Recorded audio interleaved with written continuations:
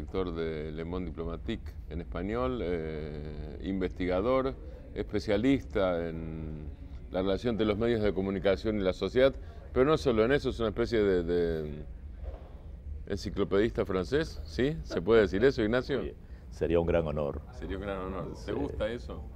Bueno, yo creo que es otra época, ¿no? Hoy Sí. no se puede ser enciclopedista, pero en la época de Diderot, ¿verdad? Cuando D'Alembert y Diderot lanzaron la enciclopedia, evidentemente era una manera de decir, entramos en un ciclo nuevo del saber y ahora el saber es un saber racional, era poner la razón en el centro del debate y en definitiva revisar un poco todo el saber humano en nombre de la razón. De ahí evidentemente surge la Revolución Francesa, surge toda una nueva concepción del mundo, sistema métrico decimal, ¿verdad? Es decir, una concepción de científica.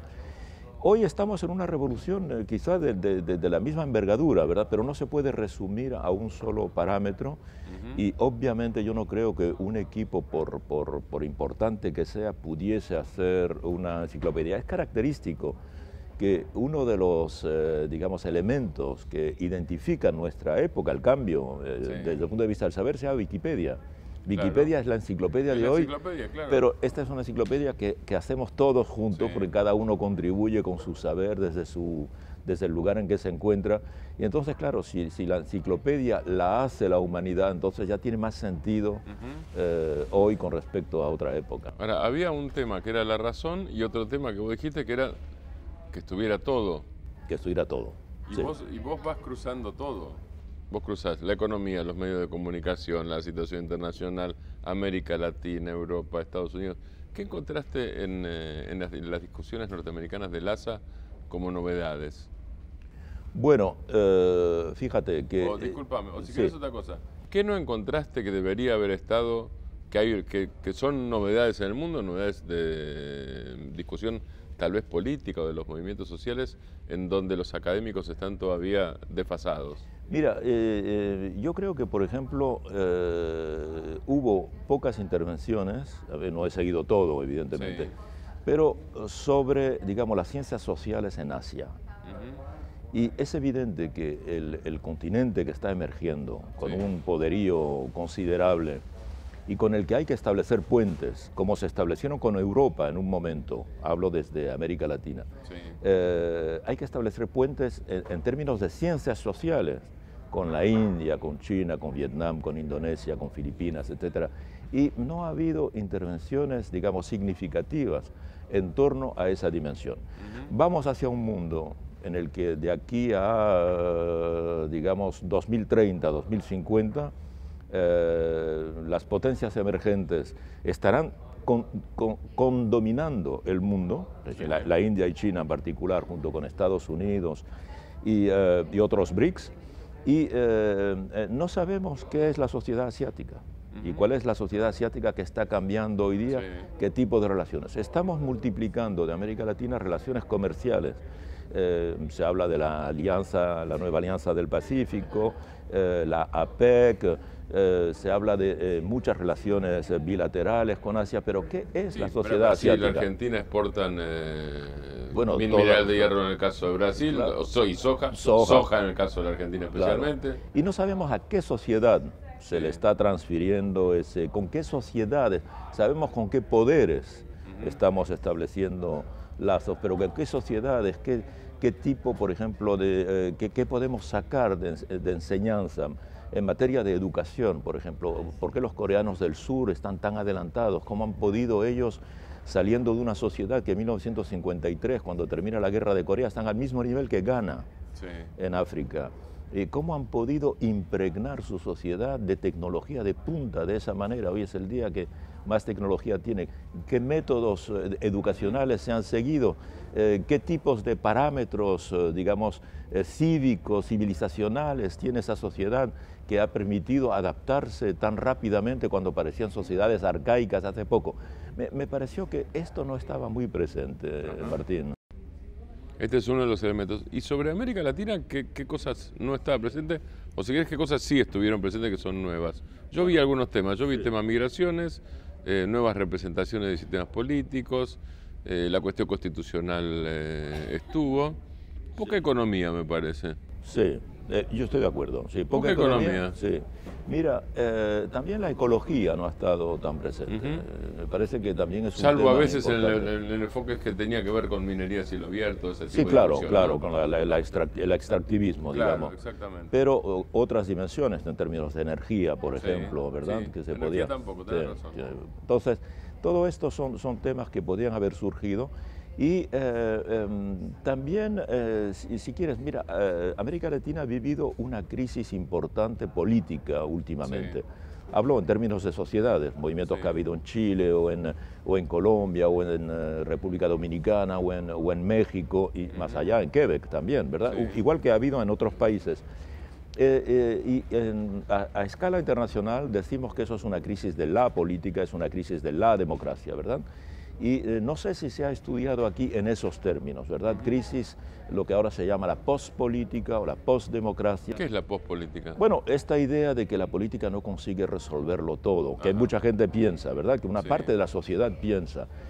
Si quieres que el tipo de construcción política que permite la democracia, y no se trata evidentemente de criticar la democracia, pero se trata de observar que la democracia representativa, tal como está funcionando, en realidad lo que permite es que haya unas élites que tienen muchos privilegios, que pilotean la sociedad, que no le encuentran respuestas a las interrogaciones que surgen de la sociedad, y que por otra parte son constantemente acusados de casos de corrupción, de abuso de poder, etcétera.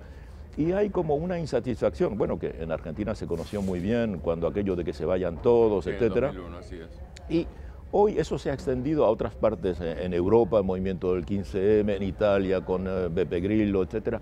Tenemos a escala internacional, y yo creo que también concierne a América Latina, una especie de crisis de la democracia, crisis de la política.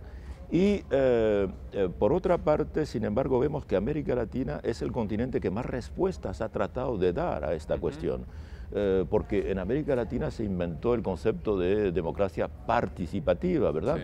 Que por otra parte, en todos estos estados progresistas ha habido una reflexión de cómo hacer que, digamos, cualquier proyecto social vaya acompañado de una participación social, ¿verdad? Que es el caso de lo que se llama la revolución ciudadana en Ecuador o la revolución del socialismo del siglo XXI en Venezuela o la revolución del buen vivir en Bolivia. Yo escuché aquí en LASA algunos que dicen que, como vos decís, sin criticar a la democracia como sistema de convivencia, pero algunos dicen, los estados o las instituciones tales como fueron concebidas en el siglo XIX están, no agotadas, pero están en tensión, en crisis frente a otras realidades, frente a otras necesidades. Ahora, no termina de aparecer, no sé si otro modelo cerrado o tan redondito, si es que ese era demasiado redondito, ¿no es cierto? Pero supongamos que sí, que era una especie de tipo ideal muy redondo y nítido, que no termina de aparecer un sistema y que eso está en crisis, que el sistema de representación y el sistema político tal cual se concibió en el siglo XIX está en crisis. Exacto, sí, hay la idea de que, por ejemplo, cómo pensar el más allá de la democracia, ¿verdad? Sí. Sí, la democracia es el fin de la historia para, digamos, tomar la frase de Fukuyama. Como sistema político no hay un más allá de la democracia. Y quizá no, quizá lo que está en crisis no es la democracia, quizá está efectivamente el funcionamiento de la democracia. Por ejemplo, las nuevas tecnologías, el hecho de que estemos todos cada vez más conectados y cada vez más tengamos la posibilidad de dar nuestra opinión. ¿Cómo integrar ese aspecto en la democracia? No va a resolver el problema, evidentemente, no nos hagamos ilusiones, no va a resolverlo, pero ¿cómo podemos dar satisfacción a aquellos ciudadanos que quieren participar en el debate político y que finalmente no se lo permite el juego democrático, porque el juego democrático solo permite votar una vez cada 4 años, una vez cada 5 años, y cuando uno votó, pues ya se terminó su participación. Ahora quédese tranquilo durante 5 años, que ahora gobierno yo y con su voto hago lo que quiero. Entonces, bueno, América Latina ha respondido, repito, para muchos países. Por ejemplo, referéndum revocatorio. Usted ha sido elegido con mi voto, no está haciendo el programa por el que yo le voté, a mitad de mandato, pues decido... por ejemplo, el instrumento como el referéndum revocatorio, ¿son utopías o son realidades? Digo utopías en el sentido que tal vez sean horizontes que se plantean, que en un marco de mayor participación se utilice o no se utilice. Claro, digamos, es una manera de tratar de romper esa especie de cheque en blanco que se le entrega a un elegido o una elegida una vez que se terminó la fase electoral, ¿verdad? Pero podríamos concebir otro, lo que ahora se llama la democracia consultativa, por ejemplo. El hecho de que regularmente el dirigente elegido, un alcalde, un consejero municipal, un gobernador, etcétera, pues tenga foros en los que intervienen los ciudadanos y de manera regular, organizada, etcétera, para que él sepa exactamente qué está pensando la ciudadanía. Bueno, es una manera de utilizar las nuevas tecnologías para avanzar. Evidentemente, vemos ya la dificultad, que podemos ir hacia una demagogia excepcional, ¿verdad? Es decir, sí, ahí aparece una palabra, que es populismo. Claro, populismo y demagogia, que es populismo gobernar... y demagogia, que es la forma de crítica a las nuevas realidades latinoamericanas. Gobernar sin hacer sufrir, digamos, ¿verdad? Claro. Es decir, gobernar únicamente yendo en el sentido de la demanda generalizada, a partir del principio, además, que el sistema de información y de educación es muy superficial y que pocas personas profundizan los temas cuando estamos en una sociedad extremadamente compleja. Luego, conversamos con vos, me acuerdo, en el foro de Porto Alegre hace un poco más de un año ya, y vos utilizaste una expresión que era los regímenes neoprogresistas. Neoprogresistas, sí le llamo yo. Porque me acuerdo que era difícil catalogarlo, porque además cada experiencia nacional, sobre todo en Sudamérica, es muy diferente, aunque compartan un rumbo, aunque tengan sintonía política. El desafío de los neoprogresistas hoy, ¿cuál es? Digo, empecemos, si querés, por una situación que conoces bien. Estuviste en el recambio presidencial en Venezuela. Sí. ¿Cuál es la profundidad de la crisis institucional en Venezuela? Yo no creo que haya crisis institucional. No hay crisis institucional. No, en mi opinión no hay crisis institucional. La Constitución es una Constitución sólida, las instituciones están funcionando. Hay la idea por parte de la oposición, porque alcanzó un resultado importante, indiscutiblemente importante, hay la idea que eso le da autorización para, digamos, no jugar el juego democrático e institucional. O sea que lo que hay es tensión política y no crisis institucional, absolutamente, en todo caso. Claro. Eso. Hay conflicto en mi político. opinión, en mi opinión y en la opinión de la mayoría, digamos, de los analistas serios. Que esa oposición, ella misma sorprendida por su resultado, y por otra parte convencida de que si hubiese ganado con la diferencia con la que perdió, es decir, si hubiese ganado con 51,5%, no hubiese podido gobernar, porque no hubiese tenido la mayoría en la Asamblea Nacional, no hubiese tenido la mayoría en el conjunto de los estados de venezolanos, etc. Entonces, pero ha decidido de jugar un juego de desestabilización que yo creo que es preocupante, y es preocupante también que haya potencias internacionales que apoyen ese juego, y en particular Estados Unidos, que en el momento en que estamos hablando aún no ha reconocido el gobierno del presidente Nicolás Maduro. Entonces, pero las instituciones son sólidas, han resistido, no ha ocurrido nada en Venezuela, en definitiva. Lo que ha ocurrido en los días siguientes a las elecciones ha habido una incitación por parte de la coalición perdedora a movimientos de callejeros que fueron movimientos de gran violencia. Ahora, hay una paradoja, porque por un lado la oposición llegó a construir por primera vez en muchísimos años, y lo llegó a construir con Chávez vivo, porque llegó a enfrentarse con Chávez, a un candidato competitivo, Capriles. Obtiene un muy buen resultado con Maduro, mucho mejor de lo que daban la mayoría de las encuestas, salvo una que yo recuerde, que daba un empate técnico, o sea que se podría haber interpretado que acertó. Digo, la paradoja aparente, no sé qué te parece a vos, pero la paradoja aparente es que cuando llega el candidato competitivo, cuando tiene chances, no inmediatas, pero en las próximas elecciones no se sabe, pero digamos, vino creciendo y se unificó. En ese momento, al mismo tiempo, profundiza no la política, sino la desestabilización. Exacto, perdió su serenidad y además perdió... Pero en el momento que estaba bien políticamente, que había logrado construir una figura unificadora. Evidentemente ha hecho una buena campaña, hizo una buena campaña ya contra Chávez, hizo una buena campaña contra el presidente Maduro, y una campaña que él podía haber gestionado políticamente con serenidad.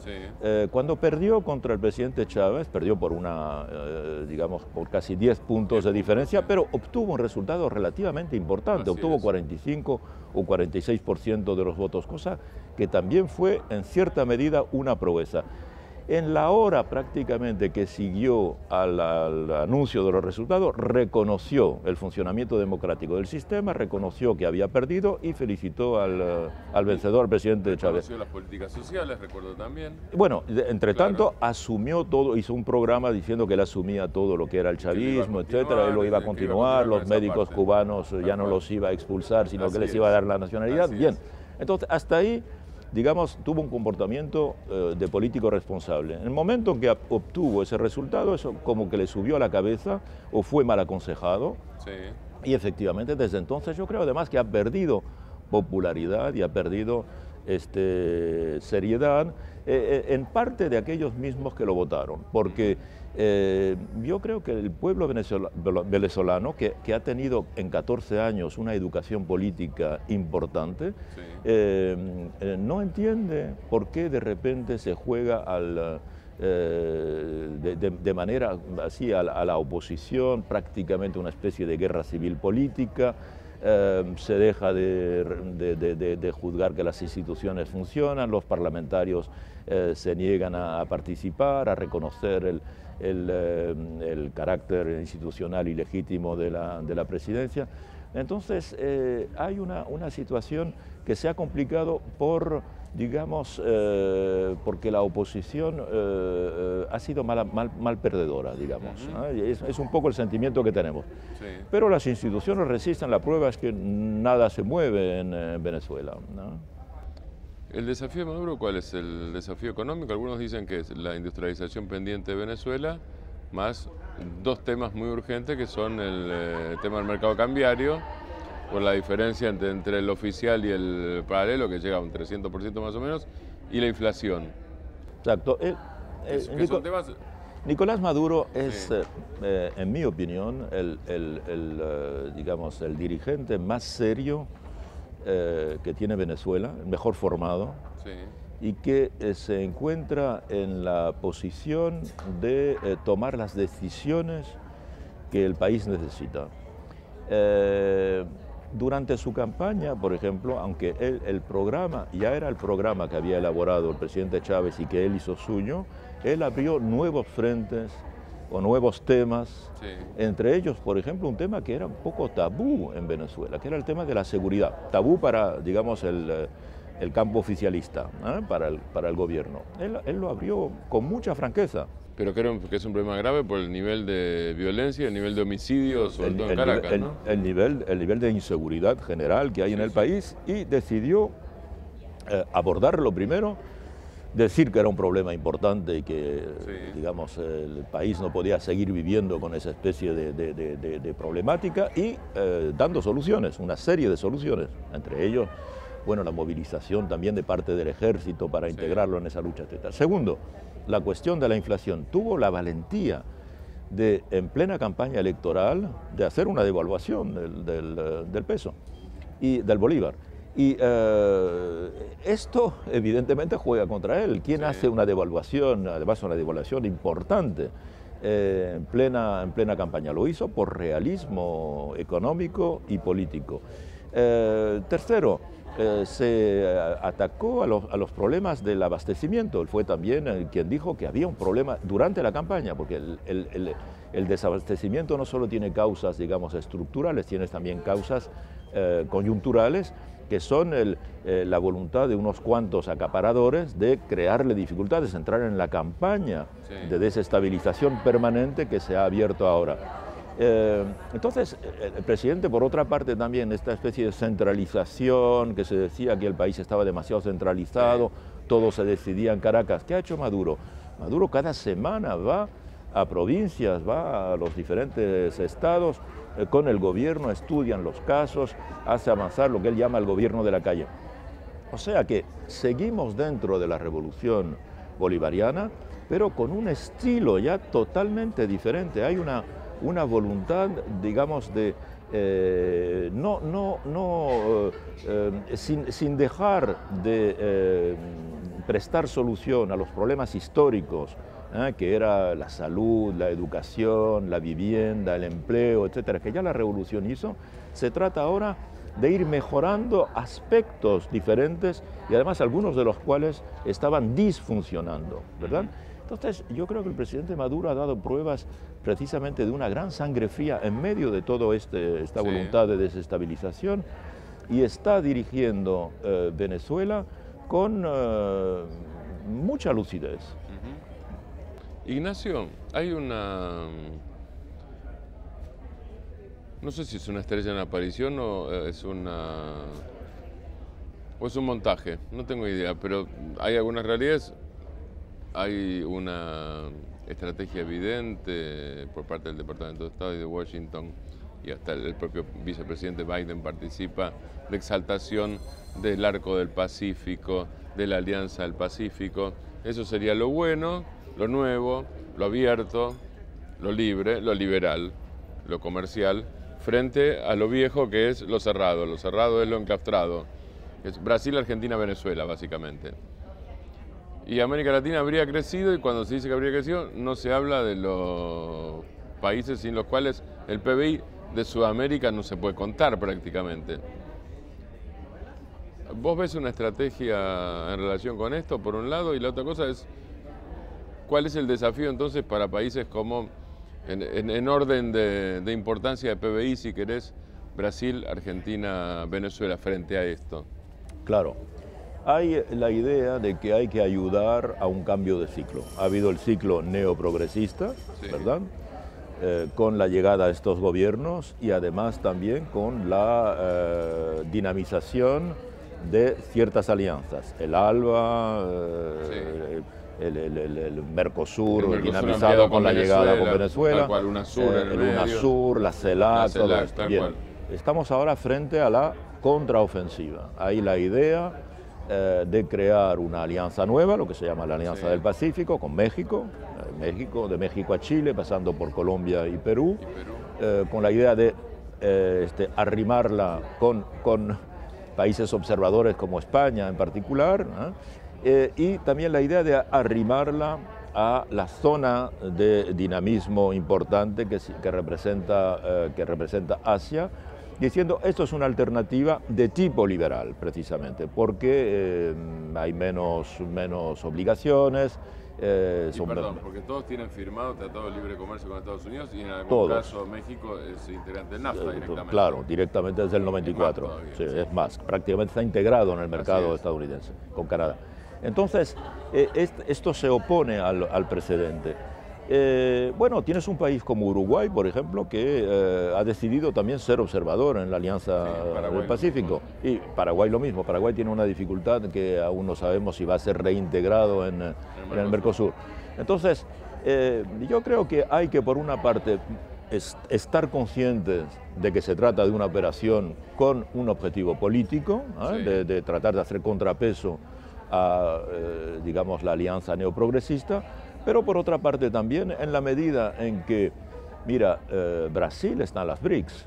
¿Y quién está en las BRICS? Está China, está India, que son los dos grandes pesos pesados. Por consiguiente, ya es una alianza superior a la Alianza del Pacífico. Argentina tiene como socio comercial de los más importantes a China. Y al propio Brasil. Y al propio Brasil, evidentemente en el marco del Mercosur. Entonces, por consiguiente, no son países que están aislados para nada en el contexto relacional con el Pacífico, y que más allá del efecto vitrina, del efecto llamativo, Sí. de quererle dar un nombre pomposo, Nueva Alianza del Pacífico, etc., en realidad la dinámica importante sigue estando por parte de países como Brasil o Argentina, que siempre han constituido y constituyen economías mucho más dinámicas en el seno de América Latina. Ahora tienes un país, por ejemplo, que está mostrando ambiciones de situarse en lo que llamamos los países intermediarios. Es decir, de aquí a 30 años, no sé si leíste el informe de la CIA, ¿no? El mundo en el 2030. No leí. Entonces, el mundo del 2030, por una parte, habrá una serie de países, según la CIA, y según, digamos, toda una serie de institutos de investigaciones estadounidenses. Habrá una serie de países, entre los cuales se sitúa Estados Unidos, pero con China y con los ex imperios, Japón, Alemania, Reino Unido, Francia.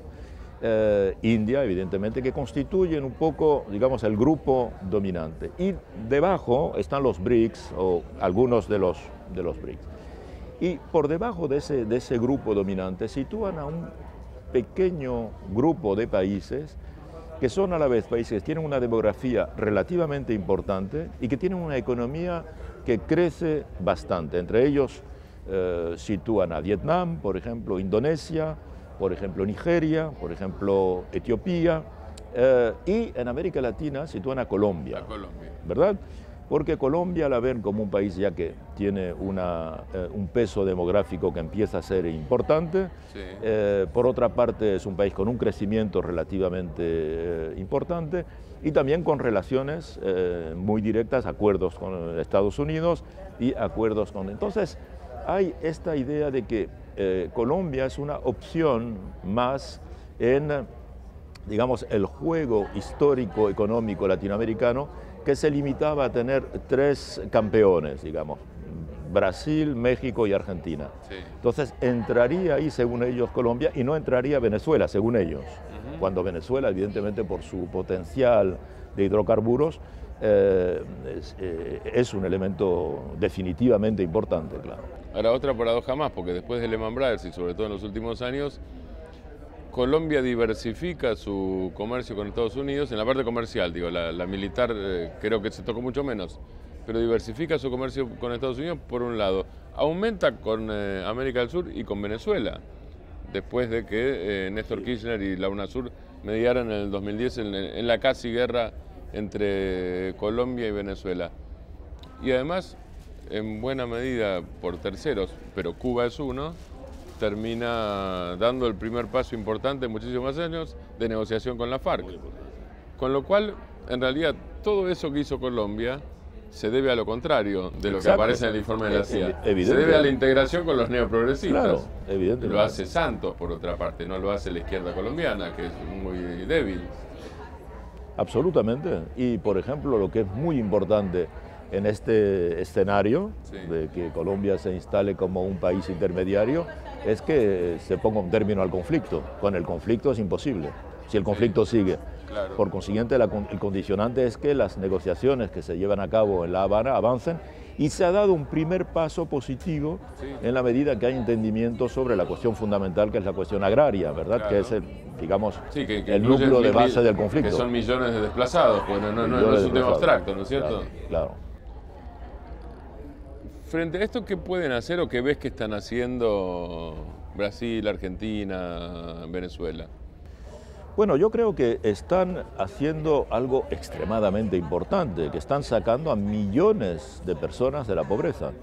Si tú tomas estos 3 países nada más, han sacado, digamos, 60, 70 millones de personas de la pobreza. Brasil ha sacado 40 millones de personas de la pobreza.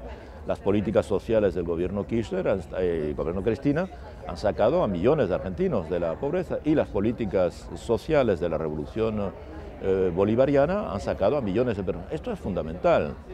¿Por qué fundamental? Porque lo que había desaparecido en cierta medida durante los años difíciles, los años 90, los años 80, eran las clases medias en América Latina, en particular en países que tenían clase media, fuerte como la Argentina, como la Argentina o Uruguay.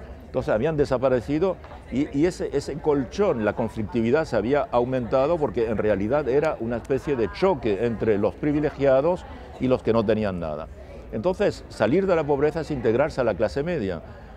Por consiguiente, acceder a un tipo de, digamos, de vida más positiva y también acceder a los estudios, acceder a la formación, mejorar la calidad de vida, mejorar la participación política, intervenir más. Entonces, es un cambio extremadamente importante esto. Y es el objetivo principal de la política. El objetivo principal, en definitiva, de la política no es que 4 grandes empresas se desarrollen. Sí. Puede tener sentido. Lo que es importante es que esas empresas se desarrollen, pero que se desarrolle la sociedad, que la sociedad pase a ser, en cierta medida, dueña de su propio destino, ¿verdad? Y de una manera diferente, como decíamos antes, porque no son estas experiencias neoprogresistas, no son para nada semejantes, sí, claro. No se pueden superponer, ¿verdad? Sí.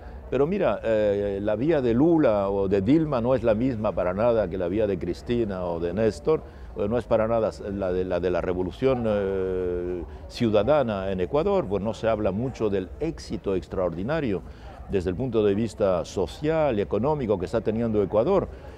Hay que recordar que hubo elecciones presidenciales en Ecuador en febrero pasado, allí yo estuve. Sí. También el presidente Correa le sacó algo así como 30 puntos al candidato liberal siguiente, al siguiente candidato. Es decir, un apoyo social extremadamente importante porque de repente las sociedades latinoamericanas quieren seriedad en la conducción de la política, quieren honestidad, quieren transparencia, quieren que haya un relato comprensible de lo que se está haciendo, ¿verdad?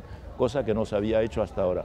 Entonces todo esto es muy positivo y el balance general, por el momento, está de parte de estas experiencias de las que además todos los demás países de América Latina están considerando que no pueden hacer la economía de ignorarlas, ¿verdad? No pueden ignorarlas. Sí. Y mira, en Perú se está haciendo también una política social, es interesante, no se ha subrayado. El presidente Humala estuvo recientemente en Cuba. ¿Para qué? Para pasar un acuerdo con el gobierno cubano. ¿De qué? De importar decenas de miles de maestros y de médicos para Perú.